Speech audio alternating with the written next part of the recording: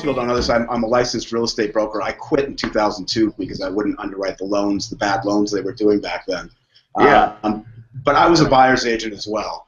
And it really is a disservice to people to have them walk into a bank, and because that, they don't qualify by Bank of America's standards for a house, they tell them that they can't buy a house. It's simply a disservice to the buyer, and really it's a shame. And that's why I like working with folks like you, Luke. I appreciate it. Well, Steve, also, to that point, it's deflating.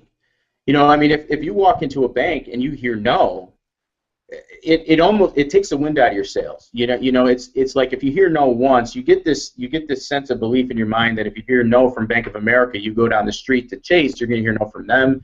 You go to Wells Fargo, you're going to hear no from them. And oftentimes that's what even happens. But unfortunately, it doesn't have to. It's really simple as just sitting down and understanding what you have to do, and then from there, it's like we can open up just mountains of opportunity. Just knowledge is power, Steve. That's really what it comes down to. That's a fact. If there's a will, there's a way, and 90% of the time, anyway. Yeah. So let's move on. Here are more frequently asked questions. The next one, Luke, is how can I repair my credit so that I can get a mortgage, and how long does it take?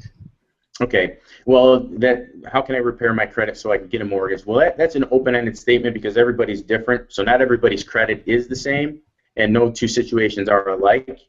And it really does depend on the severity of what's happened in the past. So while some of these questions might sound redundant, there are some things that are unique about them. If you have no bankruptcies, you have no foreclosures, you've got some late payments, and you've got high debts in other areas, well, you're going to have to pay down some of that debt somewhere and do it as fast as humanly possible in order to raise your credit scores to become bankable. If you have other issues, and those things can happen quickly, 30, 60, 90 days, by virtue of the rapid rescore and other techniques. If you have bigger events, foreclosures, bankruptcies, several late payments, things like that, well, now you're going to take a little more time, but when we lay out a program and we can set up a game plan, then I can further tell you, this is going to take about 6 months. This might take about a year. So what can we do?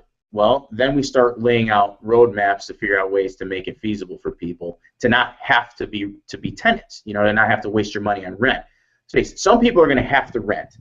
We can't eliminate that as part of the market. But if you don't have to, then it's my intention that you're not going to.